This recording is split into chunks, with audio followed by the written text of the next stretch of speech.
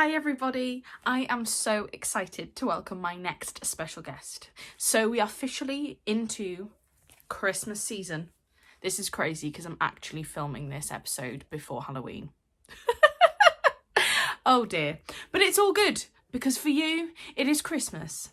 We are on the countdown to Christmas and I have got possibly the Christmassiest guest. Is Christmassy even a word? It is now. My next special guest is very, very well known here in Wales for pantos. He is fantastic. His work has spanned decades. His music and comedy and entertainment is just brilliant. What an amazing entertainer, and I am so privileged to have him on my show. Please take a listen to my interview with my next special guest, Mike Doyle. Take a listen. Well, hi, Jen. Hi, Mike. Who are my musical influences? Well, that's an very easy first question, really. From a very early age, I was I was interested in the guitar, and I still am. It's a very important thing in my life. And as soon as I got that guitar, my world changed. I didn't do very well at school at all because all I was focusing on was my guitar. So I used to wait till my parents went out of the house to go to the market or something, and once they were around the corner, because I'm very shy. I still am very shy, actually. It's all a show, but the real me is terribly shy. And I'd wait till they go around the corner, then I'd get out my mother's dressing mirror. I'd put records on the small little mono record player, and I would play Elvis Presley and all my mother's old records. Wow.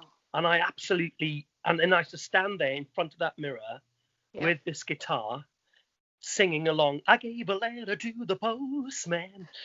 He put it in his sack. And I loved doing that. And then as I got older and joined a little band in the town of Carmarthen, where I'm from, and funny enough, there was some stuff on Facebook and Twitter the other day. A dear friend of mine, Stevie Stone, who now lives in Wodonga in Australia, he found in a box in his house some old photographs of me when I was 15 with my first ever band. But then I started to learn to play guitar.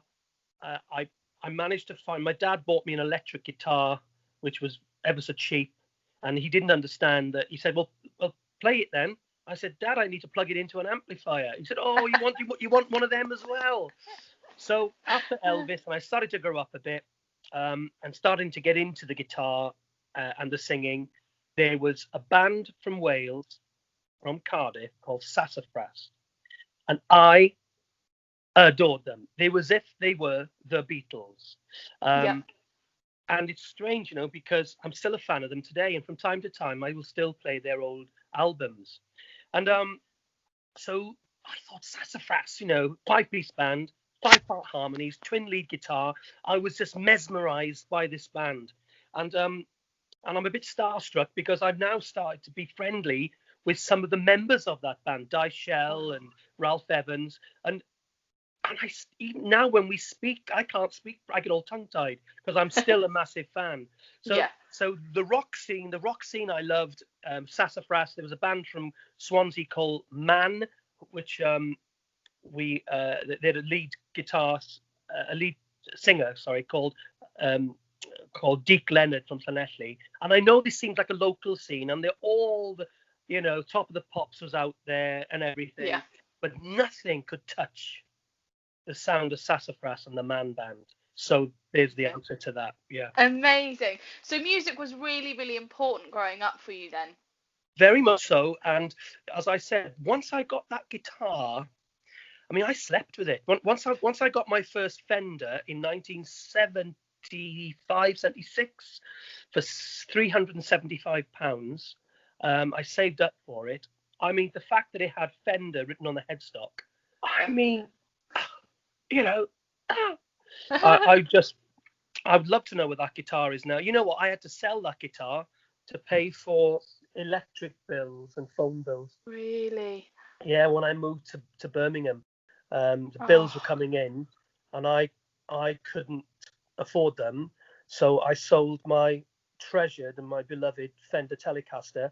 But things are meant to be, because if I hadn't have sold that, I would have continued playing guitar, which is great, and I would have been in a band. But because I sold the guitar, I then had to move on to being more creative. So the Mike Doyle standing on his own microphone, singing, finding different styles, and finding the world of comedy.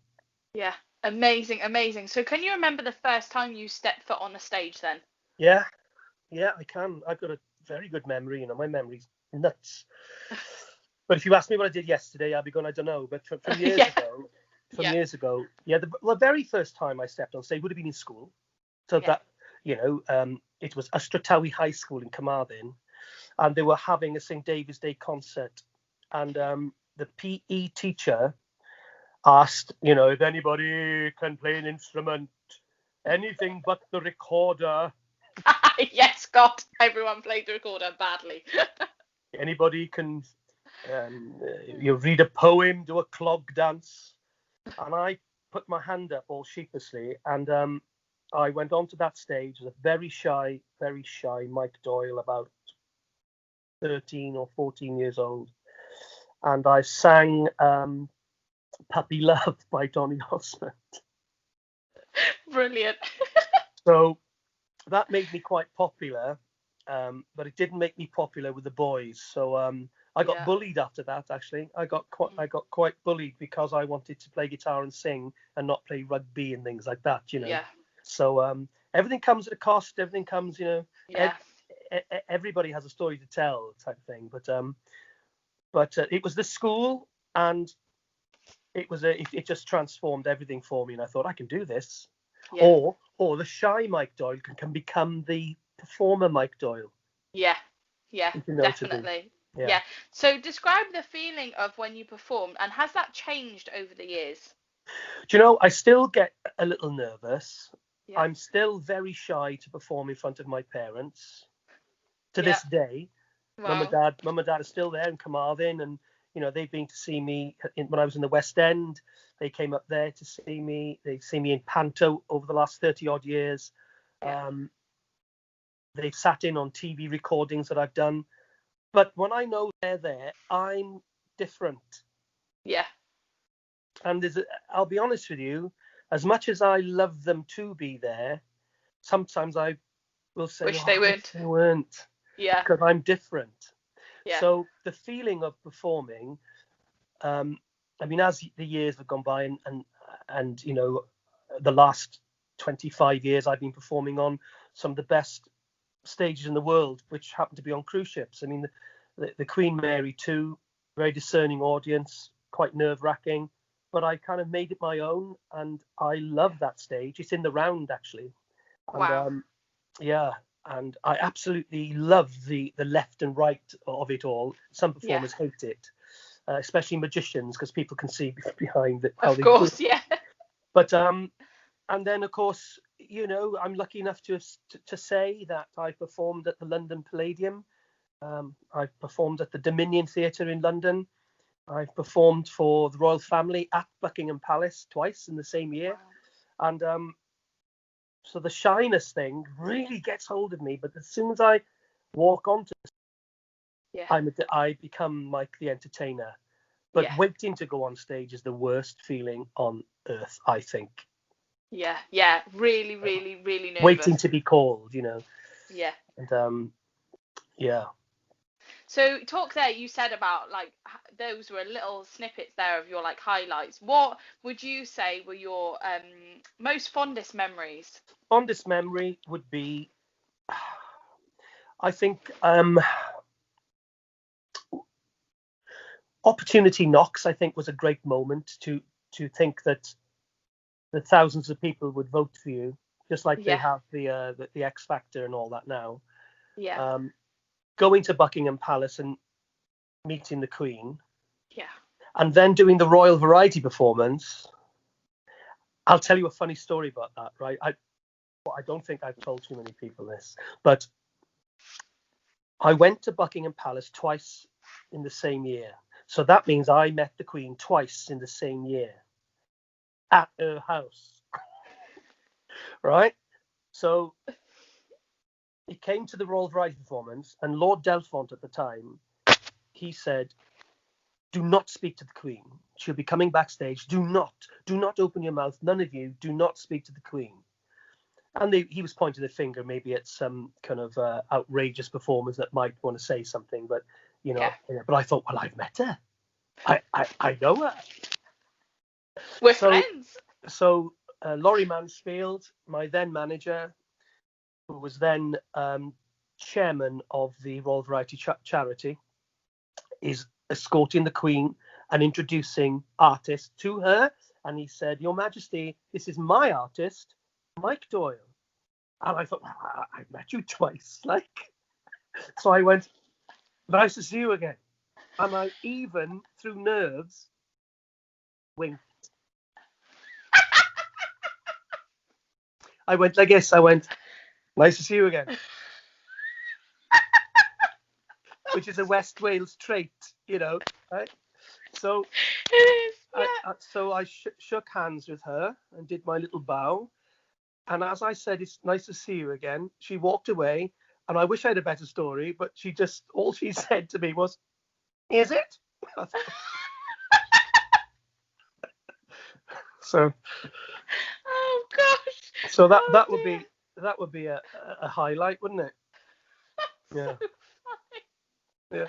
Oh dear, that is brilliant. So we are coming into Christmas season, and you talked there about your panto work. I mean, like for us, you're like panto man. How has that been? Well, this year I would be celebrating 31 years in panto.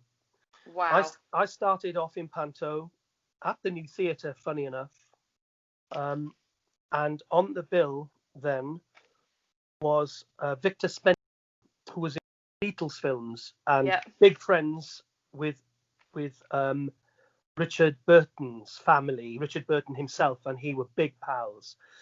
Elizabeth Taylor, he was massive friends with, and her family and Richard's family. So I'm now, as my very first attempt at panto, the director was Hugh Wooldridge, who I'm still friends with to this day. And to this day, Hugh Wooldridge, my director, still calls me Wishy, as in wishy-washy.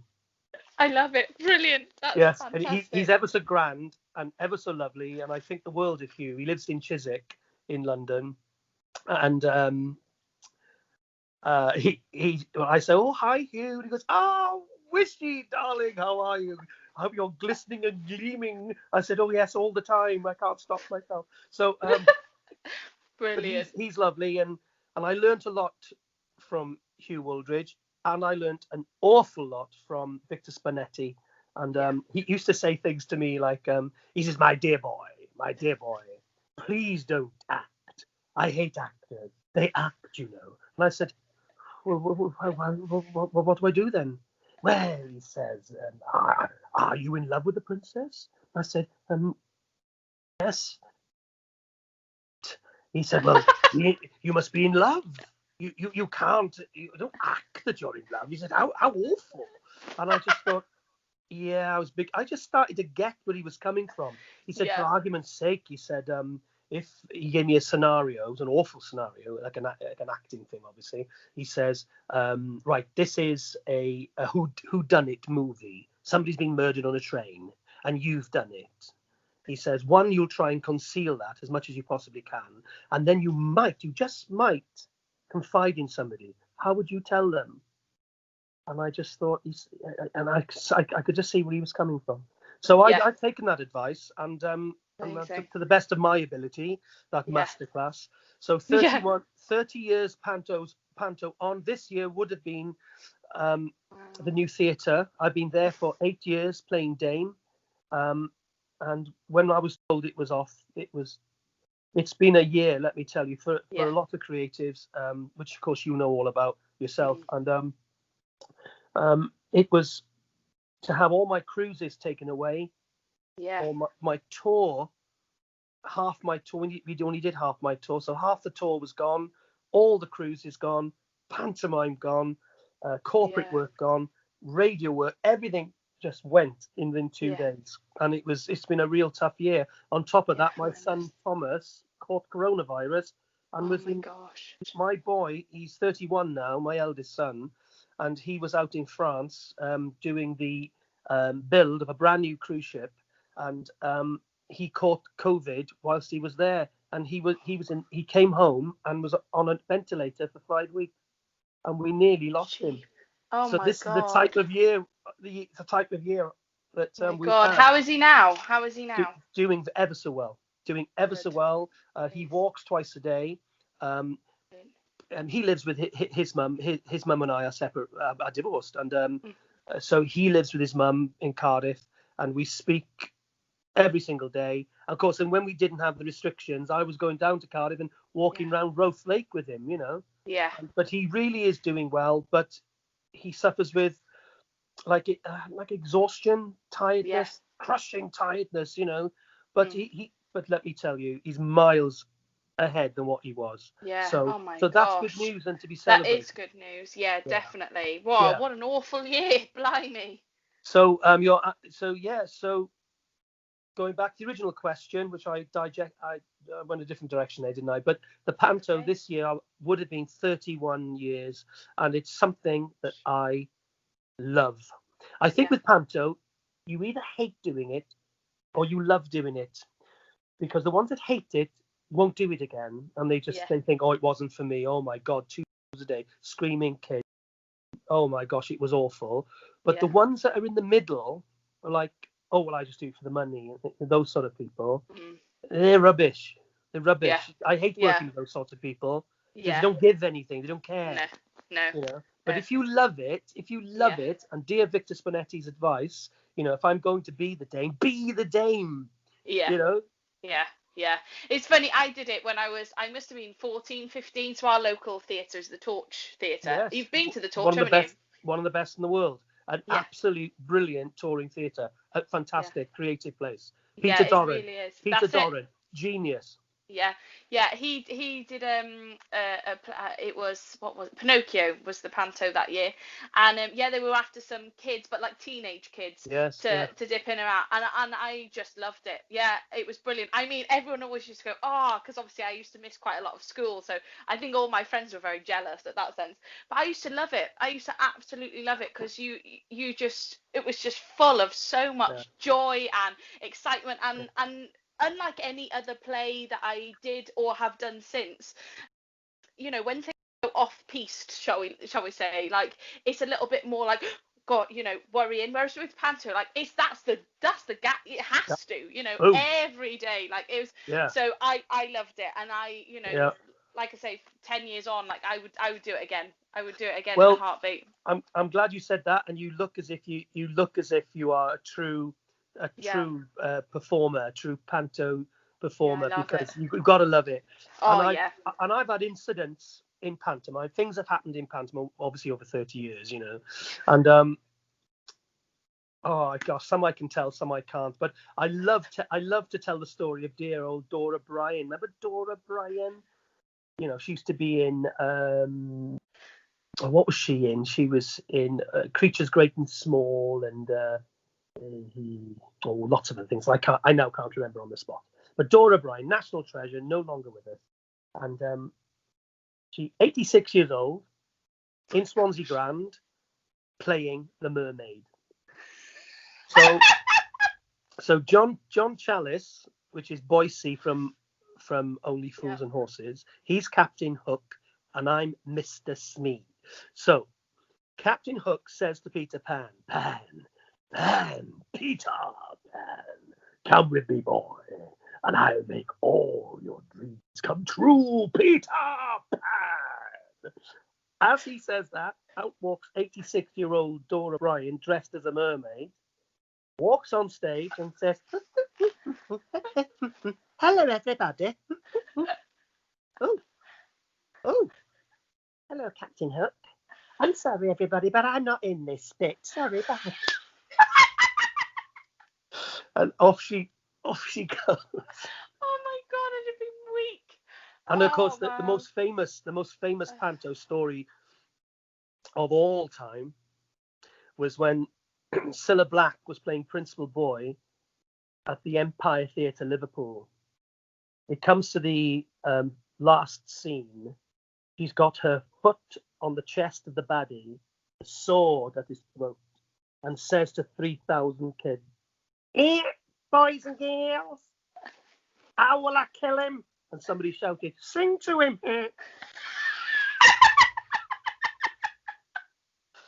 That's brilliant. Genius. Oh my gosh. And that's the thing with Panto. Like, it's just so unpredictable. And that is the thing. Like, you could have, like, the bare bones of any kind of the show.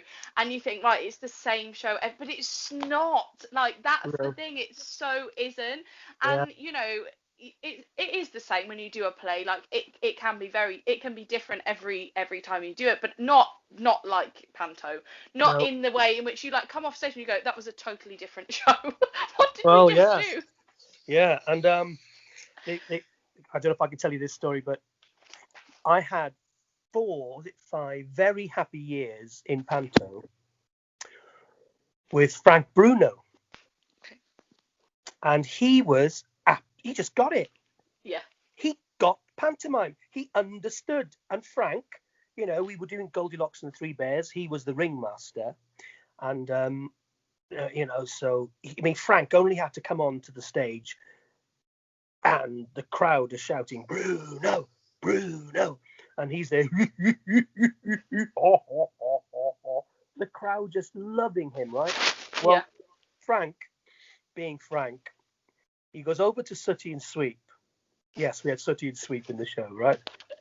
And says to Sooty and Sweep, "Sooty, Sweep, I think we should tell the boys and girls the story of Goldilocks and the Three Bears." And then, here it comes, he lets one go. He lets one go, right? Sooty and Sweep are obviously on a podium, aren't they? And Sooty and Sweep went, fainted.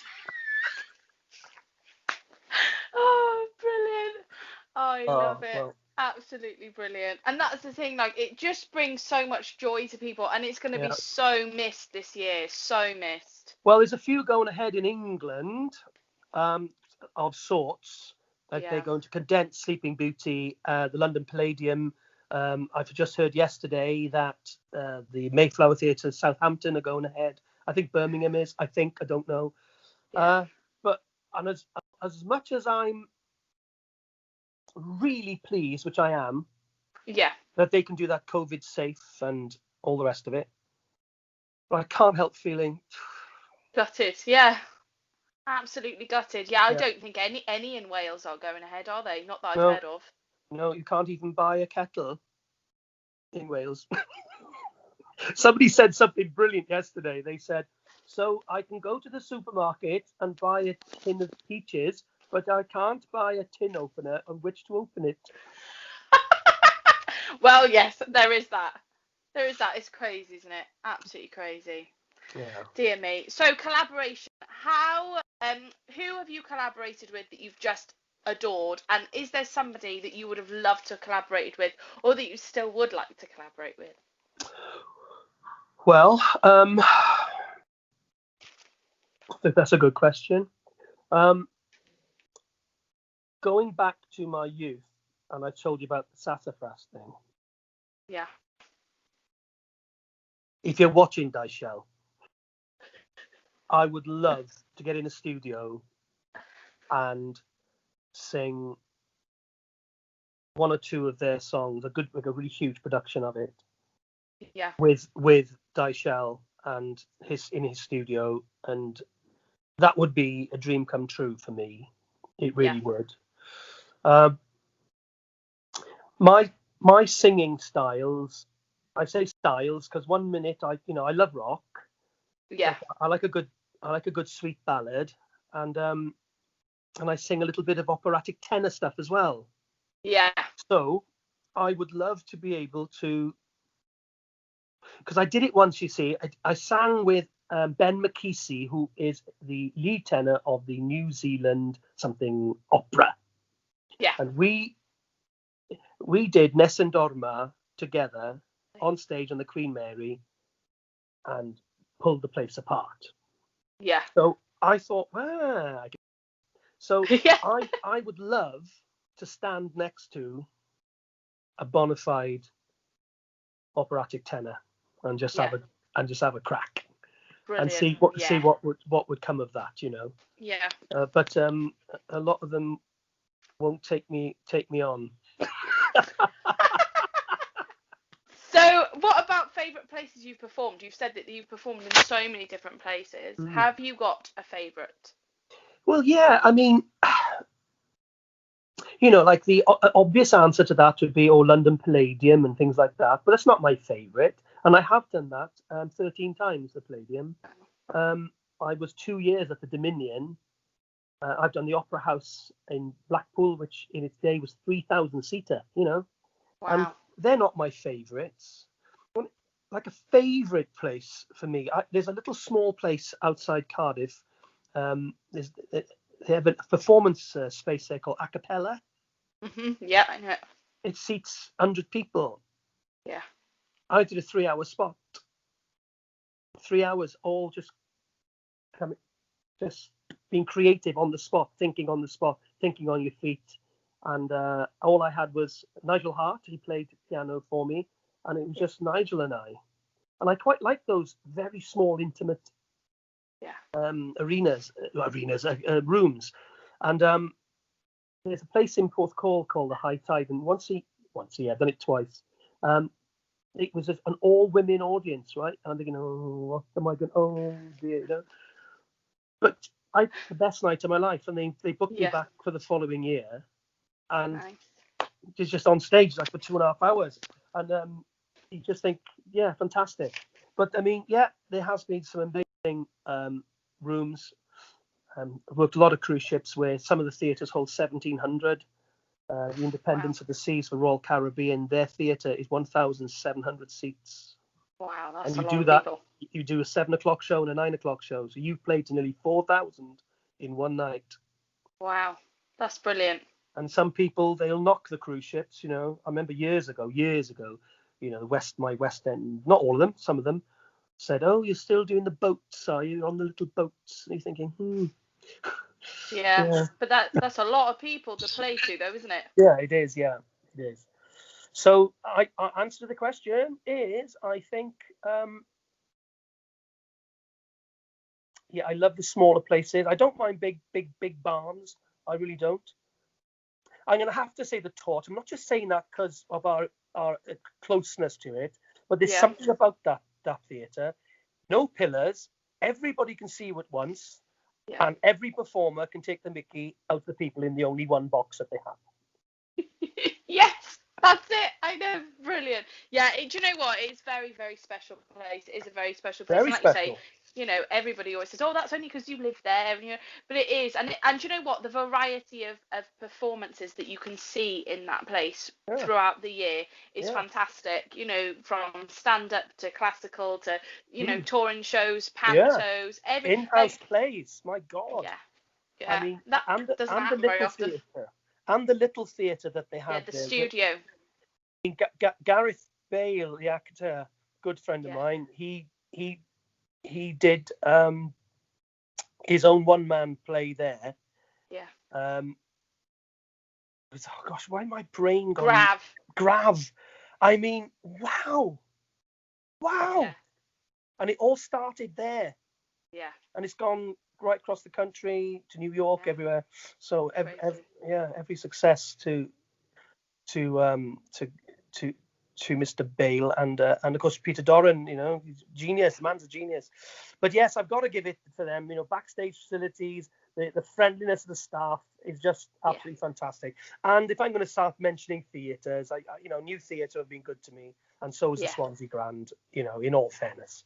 Really great places. Yeah, definitely. Yeah, and I miss it. You know, I miss going out on tour. Like Theatr Brycheiniog and Carmarthen Lyric and Theatr Ffwrnes, which is a brand new design theatre in Llanelli. Have you been there? No, I haven't, but I've heard of it. Is it brilliant? Oh my God, yeah. Yeah, it is fantastic. 550 seats, which is the perfect size, and the stage is humongous. Really? And people forget about that with the torch. It's a big stage. Yeah, it is. It is a big stage. It Big really, space. really is. It really is. Yeah. So let's talk movies then. If you could be in a remake of any film, what do you reckon that you would like to be in? Wizard of Oz. Brilliant. That was like straight off the bat. Yeah. I love it. I'd love to be in the Wizard of Oz. I'd play the lion. Would you? Yeah. Yeah. That's amazing. I so didn't think you'd say something like that. Yeah. Yeah. Amazing. So Christmas is round the corner. What are your top 5 Christmas songs? Ooh.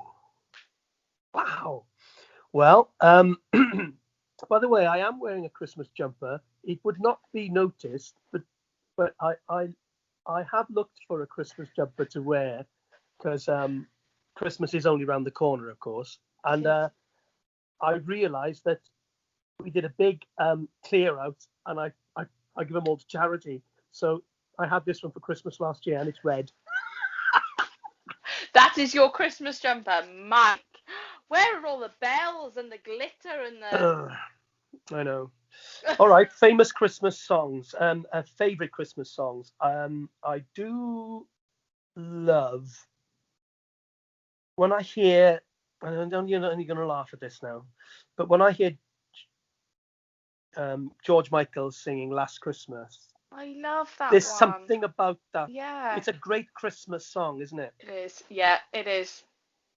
Christmas carols. I love. In the bleak winter. I think that's such a gorgeous, isn't it? Yeah, I love that one. I love that so much. Hark the Herald Angels Sing. I love all the carols. I love carols. Yeah, me too.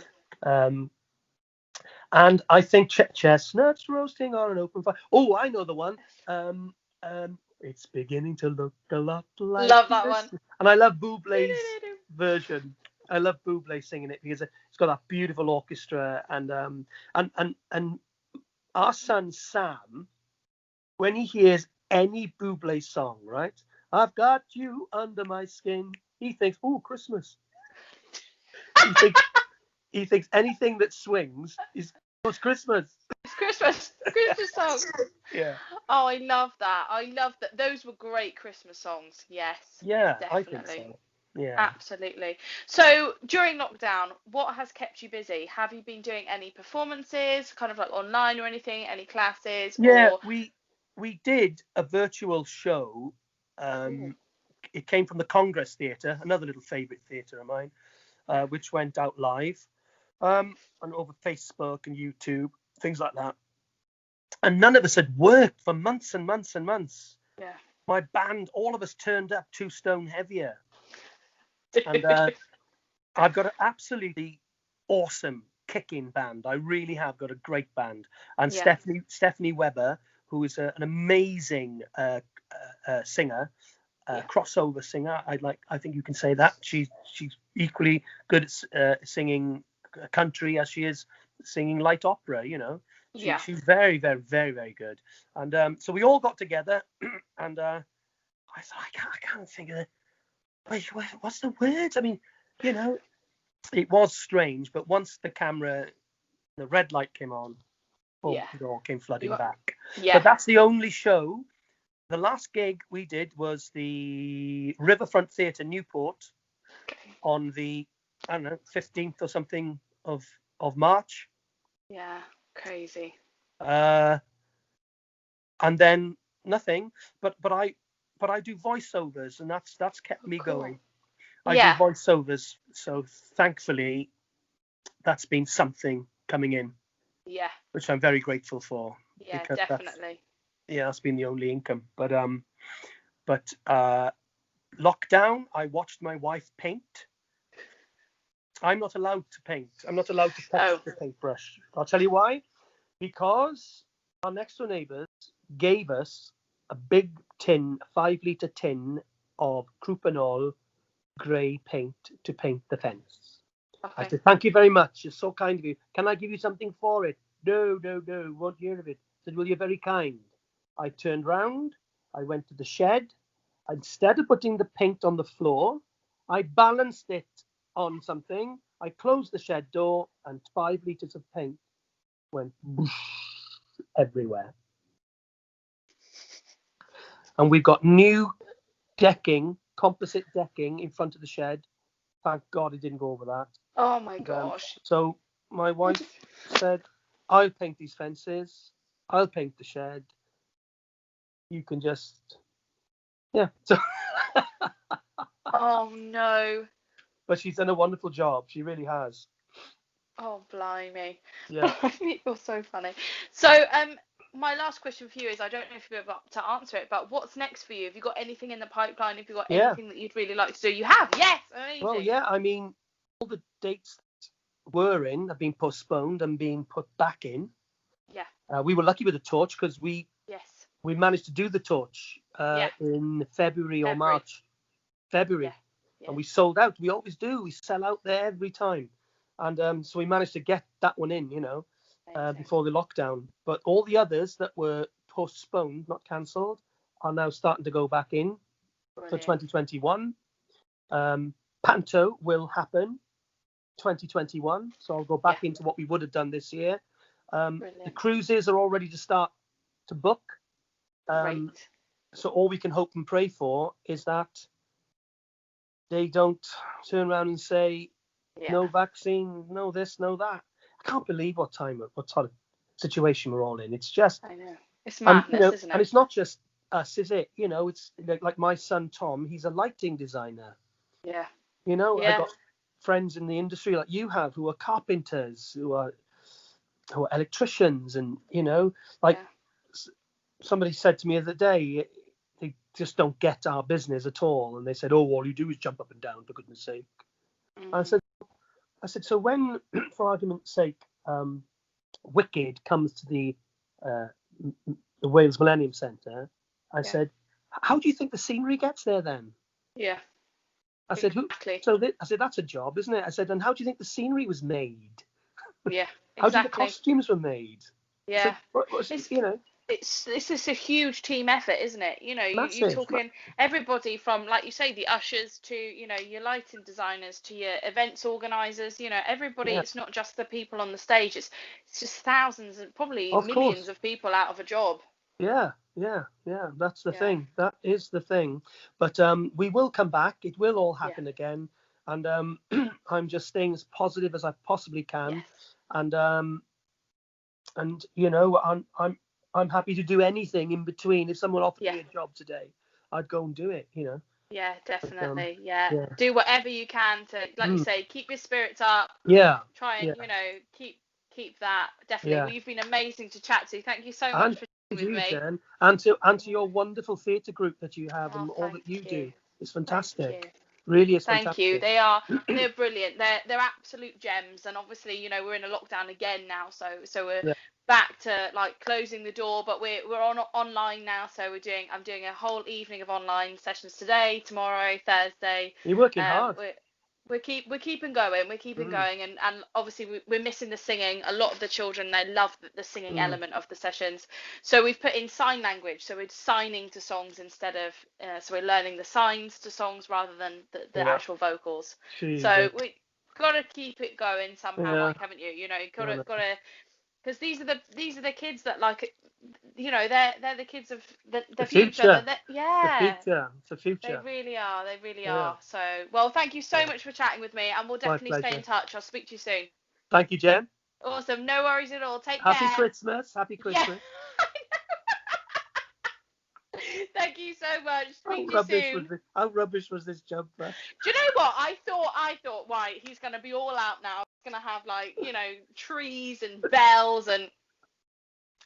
I was about to say, I think I'm going to write to your wife and tell her that you need a new Christmas jumper. Yeah, I do. All right, take care of yourself. Speak to you soon. Thank you, my darling. Bye-bye. Thank you so much, Mike. And I'm so gutted that the Pantos won't be going ahead this year. It's going to be so missed.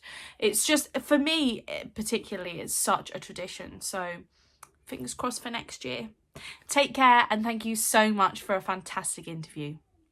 So Christmas is coming, everybody. get your gifts, get the tree up, and I will see you all next time for another fantastic guest. Take care and wrap up warm if you go outside because it's cold. Lots of love. Bye.